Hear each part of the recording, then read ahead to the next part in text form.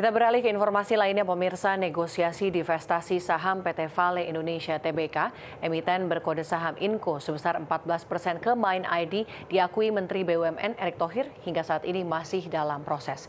Proses negosiasi akan terus berlanjut hingga pemerintah Indonesia melalui Mind ID mendapatkan harga yang lebih fair. Menteri BUMN Erick Thohir menyatakan negosiasi divestasi saham emiten berkode Inco atau PT Vale Indonesia Tbk sebesar 14% ke Mind ID hingga saat ini masih dalam proses.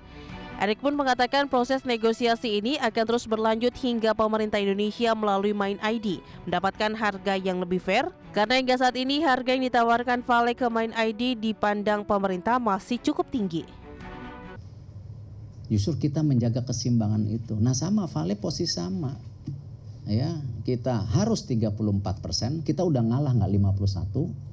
Ya, karena setelah diskusi dulu ketika divestasi 20%-nya ya, pemerintah Indonesia tidak mengambil, akhirnya menjadi publik. Nah, itu kebijakan bukan berarti pemerintah sebelumnya salah atau ini yang paling benar, enggak. Tapi sudah masuk dalam komposisi di situ 51%-nya. Ya, mohon maaf, off the record, kalau saya, ya kita salah, mestinya waktu itu ambil gitu loh. Tapi it's okay, udah sebuah kebijakan yang kita jangan ributin lagi. Nah 34-nya harus sekarang. Tapi valuasi harganya, ya kita mesti fair. Karena ini barang kita kok. Kita bukan nggak friendly sama investasi asing loh.